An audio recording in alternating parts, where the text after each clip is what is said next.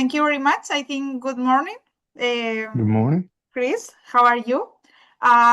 Just let me present myself. My name is Yolanda, and I'm writing for a magazine based in Spain. Even I live in UK, but we are gonna go in deep with the Spain and UK. And so, first of all, just let me congratulate you for this new upcoming EP that is gonna be released on March. Celebrate. Um, I think the title is perfect because I have listened to the record and it has a really good vibes, energy. So I really enjoy it. How are you Thank you. experience the reaction of the public? Because you have released, I think, three songs. Yeah, so far everybody seems to it seems to be positive, and that's all you can hope for when you put something out there, especially artistically. All you can hope for is a positive reaction. There's going to be negative comments too, but the majority has been all positive. Everybody seems to dig the direction. Yeah, I want to talk about two songs that I really enjoy. Celebrate and I'm fine.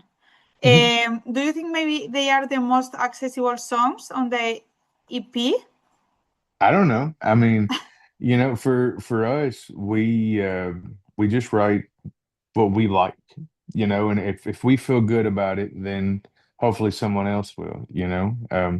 Hmm. I really like both of those songs. I'm fine. I really like the simplicity of that song, how it's not a lot of parts. It's more about the song than the sum of the parts in the song. I don't know what is the formula that a song needs to have, but I am repeating the chorus of that song especially a lot. So you reached the perfect formula for that on Awesome. that songs. It's always good to And hear. yeah, also deep.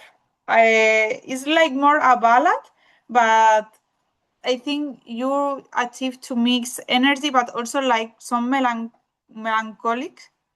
hmm Yeah, you talking about the second verse, how it kind of picks up a little bit. The music is almost uplifting, but the guitars Mm. sounds kind of sad. It's like the drums and bass are kind of, up tempo and kind of happy, but the guitars and the vocals are pretty sad sounding. And that's a really special song. I really love the melancholy of that one, and it's kind of different for us, Mm. compared to the rest of the stuff, but I really, really like it. It's true that I want to show specifically that song to my friends, and I was thinking maybe it's already in YouTube. No, no, of course, because it has been Yeah, not released yet. It's a pity, but on the 6th of March, I will be there to send to all the people that I know that I thank you. think they can like. Um, and also, you have included a track with Tyler Connolly, and to be honest, I'm not really familiar with the band Theory of a Dead Man. Yeah, so Um, yeah, tell me just a little about them. we've known those guys since we got a record deal, and even before to some degree. They're Canadian. Rock band. They toured with us. Actually, the first arena tour we ever did in the UK. It was Theory of a Dead Man, Airborne, and us. Mm. So we've got a really long history with them. Been great friends for a long time. They're a great band, rock band. And they've done some really cool stuff over the years where they kind of go in and out of certain genres, but they're a rock and roll band at their core. But no, we've been great friends for a long time. I've always loved Tyler's voice. And when we were talking about, having a guest on stuff, he was just a perfect fit for it. Yeah, it is, I think. Um, and honestly, I really expect to listen this on live. Um, that is gonna be great, and I think you are gonna play all the AP on live. If I write the info correct, you are gonna play this EP first, and then in the No, upcoming shows. so what we're doing is in the UK, we're going to play our first album that came out 20 Ah, years okay, ago. okay, Yeah. sorry, okay. So, yeah, we're going to do that. And then we're going to do uh, more stuff as well, which will be stuff off the new EP and stuff, from all the previous albums as well. And have you decided in which order? I mean, first the first album complete, then I don't know, like a We're midly, we're and then we're still figuring out all the logistics, but we know we're going to play that first album. okay, super. This is also a question that I have. You are gonna play really close to my home in Margate. Mhm. But you have a lot of dates in UK. So for even a band that is based in UK, it's quite unexpected. So I assume that you have a lot of public here in UK, because I was checking also the tickets, and some cities are already sold out. Yeah, Amazing. it's the UK does really well for us, and especially a tour like this, because the European part of the tour is just going to be a normal tour. We're going to have an opening. We're going to have direct support from 10 years, and then it'll be us. And then when we get to the UK, we're the only band playing. So that's why it's broken up and we're doing longer. But when we get to the UK is where we're doing the first album. That's not going to be anywhere but there. Ah, okay. And why do you think this special relation with UK? I'm not sure. That's the million-dollar question. I'm thankful, very thankful for it, but I think if we could figure that out, then we would try to build that relationship all around the world with people, But we're very thankful that we have it anywhere. Hmm. I'm not sure about this, but you are gonna play twice in London, no? As the end of the tour in UK. Yeah, I think it's 2 nights. I would Is have to look back at the dates and see is though. the same show or Yeah, yeah, it'll okay, be the probably the same show, and typically that's just because the first night sells out, so they put 2 nights on sale there. We've done that before when we did the Experience Kentucky tour in 2016. We did 2 nights in London. nice. And also I need to ask you about the Royal Albert Hall experience. That was amazing. That's a venue that you can only, you really dream of playing. Hmm. You don't think it'll ever actually be a possibility. And then, you know, I I started talking about it years before it happened. I was like, we've played Wembley Arena. I want to play the Royal Albert Hall, and we were all like, we want to play the Hall. We want to play the Albert Hall. We want to play the Albert Hall. We want to play the Albert Hall. And we finally Of got to do course. it. And after years and years of pestering people, we were finally able to go in there and play a show. And we knew we wanted to film it because, that's probably a once in a lifetime opportunity to do that. So, we wanted to make sure to record it on all accounts. And how does it work? You need to book, I don't know, in advance, like years and years, or The Albert Hall, I think the last I heard, it stays booked out at least 2 years. 2 years. Oh, wow. And then you have to be approved to perform there. Okay. So the next question is, can you think in another one of these in the future? I would love to play there again. I mean, I think it would be amazing if we could, but if it only gets to happen the one time that it did, then I'm okay with that as well. Yeah, makes sense. Um, how much did growing up Kentucky influence for your sound and your lyrics? I think everything, because I think who you are is dictated by what you're surrounded with, Hmm. right? And I'm very fortunate in the fact that I've been able to travel around the world, as a young man who was still learning adulthood, right? Like I was very lucky in the sense that from about the time I was 20 years old on, I've been traveling around the world playing music. And that gave me a different outlook on a lot of things, seeing different cultures all around the world, whether it be in Spain or Italy or the Czech Republic or getting up into Scandinavia. Every country you go to, there's so many different beautiful cultures and different things to see, and so many cool, just little different ways people do Hmm. things. And I'm very, very thankful that I got to get out and travel and see, all the different kind of ways of life around the world, essentially. The culture shock was real, going to different places for the first time. Especially somebody from the middle of nowhere, Kentucky, that, grew up on a farm his whole life. It's just different. Yeah. But I think we would sound totally different if we were from somewhere else. Yeah, that's the question that I want to ask you. If the Southern rock, let's say, style is really specific from America, and if any band from another part of the world tries to replicate that, doesn't sound, it's not the same. Do you agree with that? Because it's my feeling.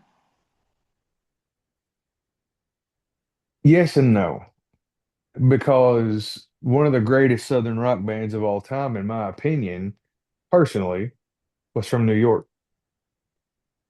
Okay. And that was a band called Mountain. So the song Mississippi Queen, would be the one that most people have heard by them. We did a version of it years ago. They're from upstate New York. And they sounded like a Southern rock band, kind of. I mean, there is something different, like just the way guitar players play differently, just like Hmm. you pick up the stuff that you grow up around, and that stuff is kind of, you just inherit that from being around it all the time, just you kind of pick up on things people do, and then you obviously take it and do what you want with it. But I think being from where we're from and being surrounded with the kind of music you're surrounded with from a young age, a lot of times, at least in our generation, you were, I think it definitely has a bearing on you, and maybe why, we do things, we'll go to a different note than some other people would or whatever. But the same thing could be said for a band from, Colorado. They're going to play different note choices maybe than we would, just because they grew up around a different style of music. Hmm. Maybe the folk music in Colorado is a little different than the folk music around Kentucky. And it's little things like that, subconsciously you don't even think about, but you're picking up all that stuff as you're listening to music. Especially, as a musician, I feel that way. Like anytime I go see other musicians play, yeah, I'm listening for sure, but I'm also listening at how they're doing stuff, not just listening to the song, but like we'll be watching a band and I'll be focused on the bass player. I sing and play guitar for a living, write songs. Like Hmm. that's what I do, but I'll focus on bass players and drummers a lot of times just because I get kind of mesmerized by the way they play certain things, because everybody has their own unique way of playing. And also, even you are not country, let's say, I'm really big fan of a singer that is called the White Buffalo, and he's the responsible that I got in the country world. But I think Hmm. you have some connection with country sound. How Oh yeah. important is the country for you and for your music? I mean, that's what I grew up on country music. And the country music I grew up on was basically stuff from the early 90s back to the beginning of country music. That was my introduction, was that kind of stuff. And then, John Fred's dad being in the Kentucky Headhunters, it was huge. That's our drummer. His dad and his uncle are in that band, and they like broke records, won Grammys, did it all in the late 80s, early 90s. And, you know, they've been one of my favorite bands of all time since I was a kid. Obviously there's a hometown thing to that, but the music just, I don't know, it's a kind of music, like I have this thing with certain types of country music Hmm. that, like, it's infectious to me. You know what I mean? It's like it, I'm the only country music fan in my household. Like my son doesn't really care much for country music. My wife doesn't care much for country Oh, music, but I love country music, but it's got to be the right kind of country music for me personally.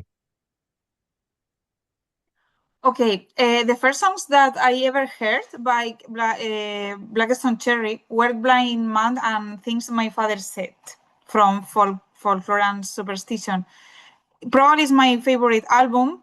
And how important was that album for the band? That was the album where we really broke in the UK Hmm. and Europe. That was the one that really kind of took us to the next step. Um, that record was, huge. I mean, it was the first time we worked with a producer. It was the first time we left home to record a record. Um, but yeah, that record really kind of put us officially on the map in the UK and Europe. It kind of, solidified us to an extent.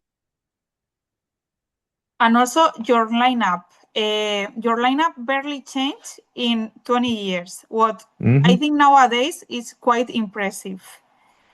Uh, Yeah, I how mean, do you, what is, which is the secret? I think you just got to be friends first and a band second. You gotta know what's important and what things can because we're talking about people and people's feelings here. It's people look at a band and they think of it as a thing, but it's really a collection of people and their feelings. That's what a band is.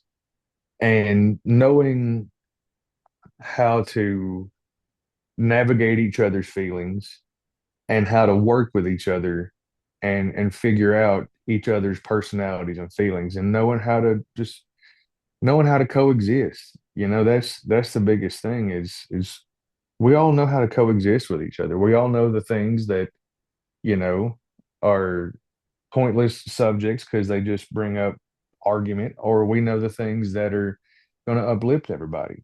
It's Hmm. just really getting to know each other and doing that. But luckily for us, we were a band for several years before we had any kind of interest from anybody. You know, Hmm. we were a band playing around home before anybody gave a shit about us, and we were hell bent Not on anymore. well, but we were hell bent on playing music forever, regardless of if we could get people's attention or not at that point in time. We were, we're gonna figure out how to get their attention. Yeah, yeah, I think it's a good point. Um, when I was reading an interview that you did 2 years ago, and they asked you about Back to the Blues, and you were answering that you expect to publish the third one. For the moment, I think is not released, right? So, do you have any plans No, to? we haven't even done a third one.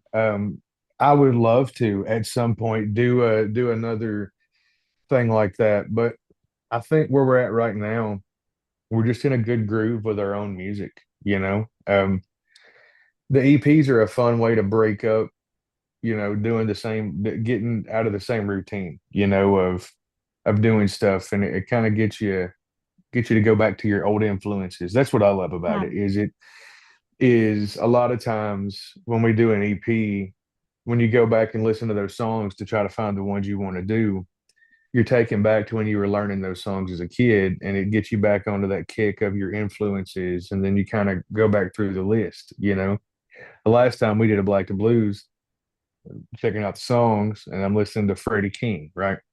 Freddie King reminds me of when I was a kid learning stuff, which reminds me of listening to my Nirvana records and my Alice in Chains records. And then the list goes on, and you end up going back through all that stuff again. And I don't know, it's kind of like opening a yearbook sometimes, and you go back and look through all the photos and you find Hmm. something in there. Sometimes it sticks with you.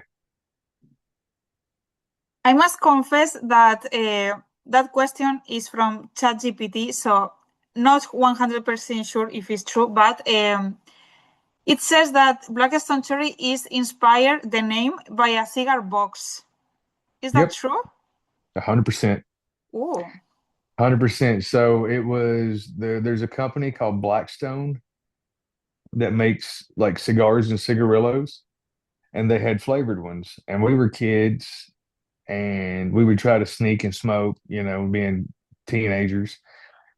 And that was back. This is back before vapes, you know what I mean? So Yeah. we would sneak and get cigarettes or whatever we could get. And there was a night that there was a box of those cigars, and Ben and John Fred were like, "Oh damn, if we made this three words, because Blackstone was a company and they had cherry flavored cigars, Hmm. so we split it up into three words, and there you have it." Hopefully, they don't injure you for stealing the name. Oh no, we own the copyrights to the name. They can't say nothing. Oh, smart. Um, a strange question. We are doing like an special issue talking about horror movies. Mhm. So I would like you to ask about three horror movies that really impact to you, even when you were teenager or young, even child. And you can tell me these films. So three horror movies, right? Okay, so I'm gonna go with Scream because it came out at a time that like it wasn't really scary, it was just a badass movie. You know what I mean? Yeah, Um, yeah, I also saw it.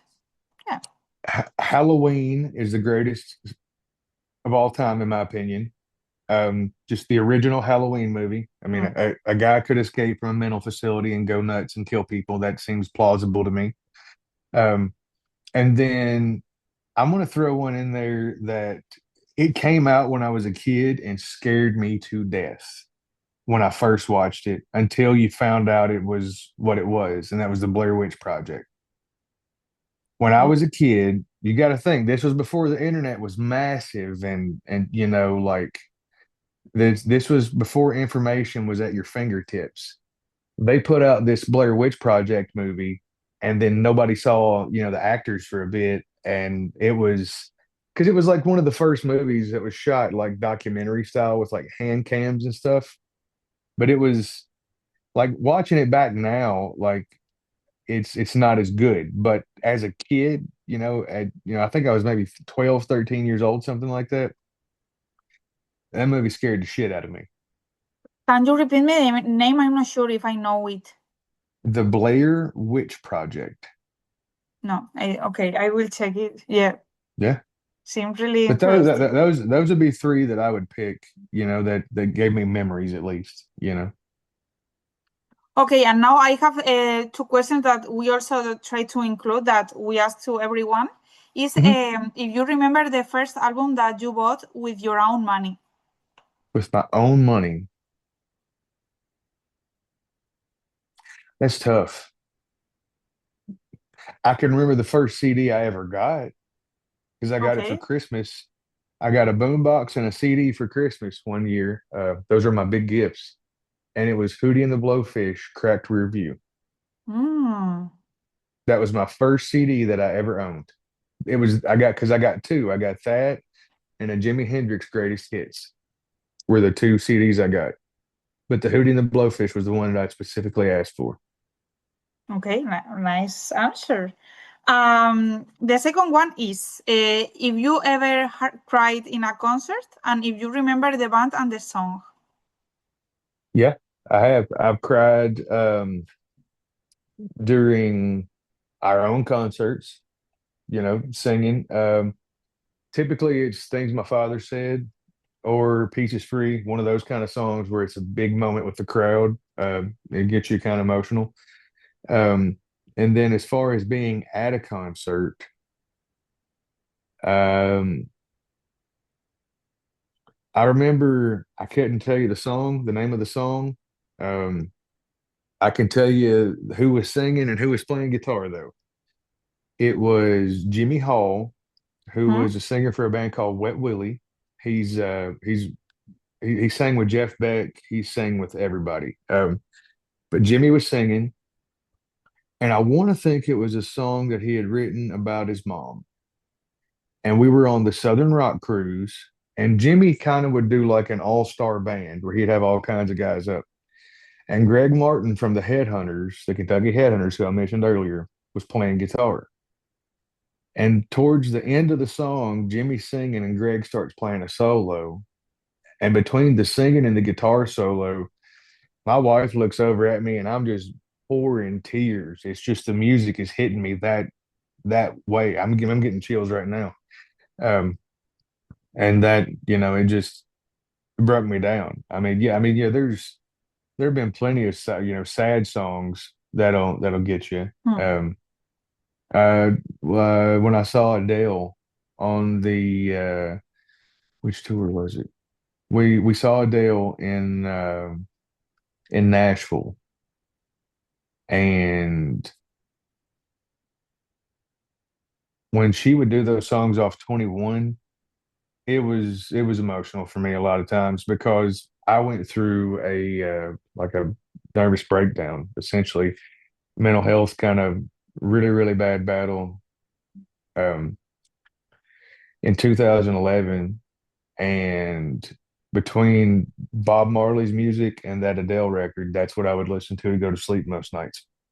And some of those songs when she would start singing them, some of those memories would come back in, and it'd be a little bit too much to hold in, because Hmm. there was a point where I wasn't, I I'm very thankful to still be here. I'll put it that way, Hmm. and that her 21 record and Bob Marley's music were both huge things getting me through those times. So, I've got to see her twice now. We saw her in Nashville, then me and my wife went and saw her again in Vegas when she did the residency, and it was the same thing both times. There's Nice. Yeah. certain songs off that record, it's just, but it makes for an unforgettable evening. She's such a talented performer. I will try to add all the songs that you mentioned me in the article. So just for finishing, so I need to ask you, of course, plans to visit Spain soon. Of course, I'm really expecting the concert in UK, but I need to ask about Spain. Yeah, no, trust me, we love playing in Spain. I know. I guess it just didn't work out this tour that we've got coming up. But no, like it's nothing personal. Trust me, we love playing all over Europe and especially the warmer countries. So, Yeah, yeah, you yeah. know, and we've always had a great time in Spain. So hopefully we can come back and do it again. Okay, we will be in touch and also expecting the dates. So thank you very much, Chris, for the interview. Just if Yes, you ma'am. Thank can you. record saying, "Hi all, I am Chris Robertson, singer from Blackstone Cherry. Please don't miss my interview for Stairway to Rock." Yep. Hey y'all, what's up? I'm Chris Robertson, the singer and guitarist of Blackstone Cherry. Please don't miss my interview with Stairway to Rock.